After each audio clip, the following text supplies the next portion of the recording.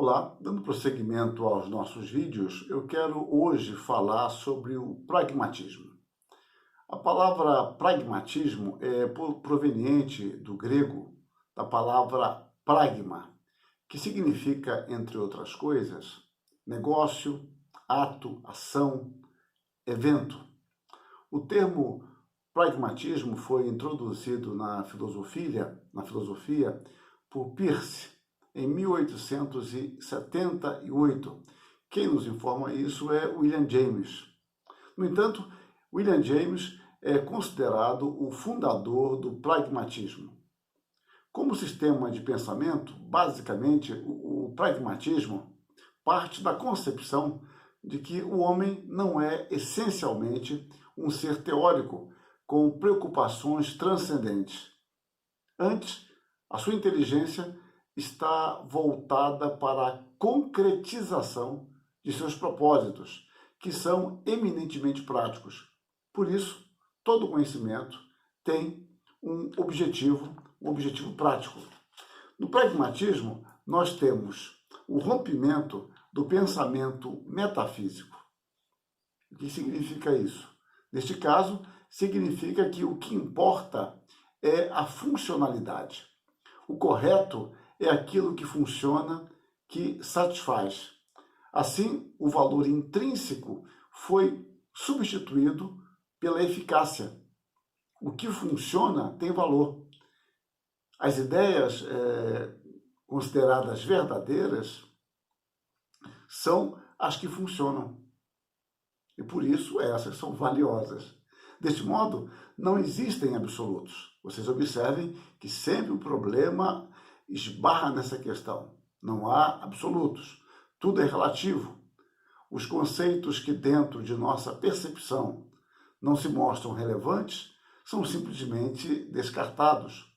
Por outro lado, se você e eu propusermos soluções contraditórias para os nossos problemas e ambas as aplicações funcionarem, elas poderão ser consideradas igualmente verdadeiras. Nesse sentido, a religião ela só pode ser avaliada dentro de seus efeitos psicológicos e morais. A religião, então, acaba por ser um bem pragmático. Ela vai ser avaliada não pela sua crença, pelo conteúdo, pela qualidade da sua crença, pela suposta veracidade, a fundamentação. Tudo isso está descartado. O que importa, de fato, é os seus efeitos. Veja o que William James escreveu. Se as ideias teológicas provam que têm valor para a vida concreta, são verdadeiras, pois o pragmatismo as aceita no sentido de serem boas para tanto. O quanto verdadeiras dependerá inteiramente de suas relações com as demais verdades, que têm também de ser reconhecidas.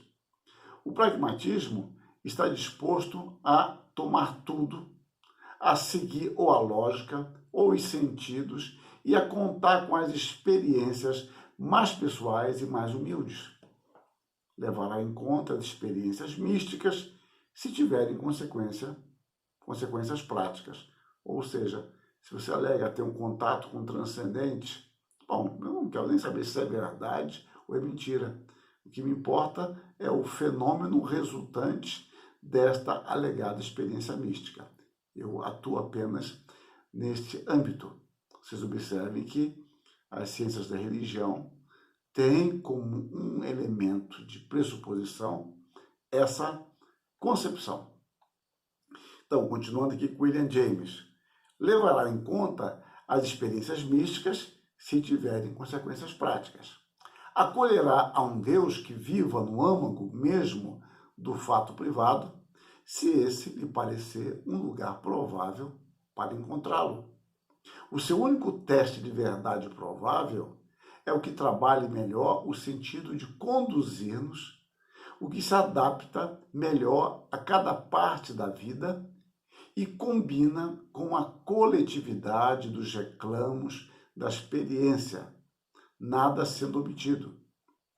Observem agora, se as ideias teológicas podem fazer isso, se a noção de Deus, em particular, prova que pode fazer isso, como pode o pragmatismo em sã consciência negar a existência de Deus?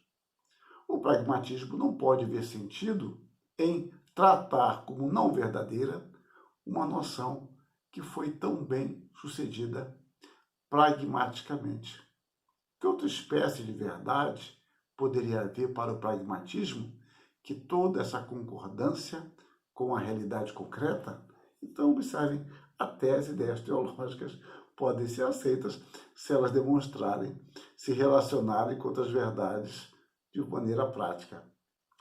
Uma carta que o James escreveu em 17/8/1897, ele escreveu ao Godkin, ele reforça o seu conceito. Ele diz o seguinte: o que entendo por religião para o homem é qualquer coisa que para ele seja uma hipótese viva. Nesse assunto, apesar de para o outro poder ser uma hipótese morta. Mas aí que está a questão. O que ele quer dizer com hipótese viva? Em 1897, na sua obra A Vontade de Crer, James havia definido a expressão, então você tem que relacionar isso. Ele escreveu o seguinte: uma hipótese viva é aquela que se apresenta como possibilidade real àquele a quem é proposta. Se eu vos peço para crer em Mad, a noção não faz conexão elétrica com a vossa natureza. Ele recusa-se a cintilar com qualquer credibilidade. Como hipótese, é completamente morta. Para um árabe, contudo, mesmo que não seja um dos seguidores de Mahdi, essa hipótese é uma das possibilidades do seu espírito. É viva. Isso mostra que a morte e a vida, numa hipótese, não são propriedades intrínsecas, mas relações com o pensador individual. Muito bem.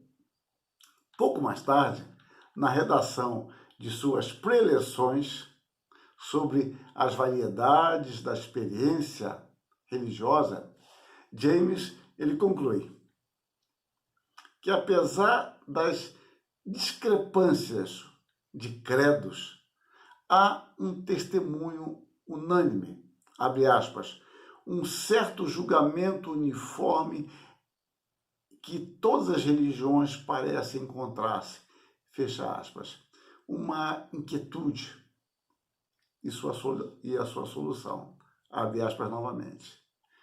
A inquietude é um sentido de que existe alguma coisa errada a nosso respeito, tal como estamos naturalmente. A solução é um sentido de que estaremos salvos do erro se fizermos uma conexão apropriada com os poderes superiores. Na formulação da essência da experiência religiosa, James assim se expressa: na medida em que sofre, reparem bem isso aqui, na medida em que sofre em consequência do seu erro e o critica, o indivíduo até esse ponto está conscientemente além dele e num contato pelo menos possível com alguma coisa mais elevada, se é que existe alguma coisa mais elevada. Juntamente com a parte errada, há nele uma parte melhor, ainda que seja tão somente um germe impotente. Nessa fase, não é de modo algum evidente a parte com que ele deve identificar o seu verdadeiro ser. Mas quando chega à fase 2, a fase da solução ou salvação, o homem identifica o seu verdadeiro ser com a parte germinal mais elevada de si mesmo. E falo da seguinte maneira: torna-se consciente de que essa parte mais elevada é contínua e vizinha de um mais. Esse mais aqui ele colocou em tamanhos garrafais. E um mais da mesma qualidade, operativo no universo, fora dele, e com quem ele pode manter um contato ativo e, de certo modo, subir a bordo e salvar-se quando todo o seu ser interior se houver estraçalhado no naufrágio. Então, na mesma obra dele, as variedades da experiência científica. Vocês vejam, então, voltando ao ponto que gerou essa nota, a carta que ele escreveu em 1897. O que entendo por religião para um homem é qualquer coisa que para ele seja uma hipótese viva nesse assunto, apesar de para outro poder ser uma hipótese morta. E ele demonstra mais uma vez que não está aqui nem um pouco interessado na verdade. O que importa para ele é a funcionalidade. Se você disser que crê em Deus, isto lhe trouxer paz, segurança, ele diria para você, continue crendo em Deus. Muito bem, ótimo. Se uma outra pessoa, o mesmo problema anterior, lhe diz, olha, eu encontrei a solução para o sentido da vida. É o sentido materialista. Não existe Deus. A vida limita-se ao aqui e agora. Portanto, eu encontrei paz para a minha vida. Encontrei resposta para minhas indagações. Ele diria, muito bem, siga o seu caminho, é isso mesmo. E a questão, então, crê em Deus ou não crê em Deus? Isso não importa. Não importa a verdade, importa a verdade viva para você. Viva segundo essa verdade viva que o mantém disposto, que o mantém alerta, que o mantém vivo. Portanto, não há verdade absoluta. Toda verdade está restrita ao indivíduo e ao que ela produz nele. Esta é a essência do pragmatismo.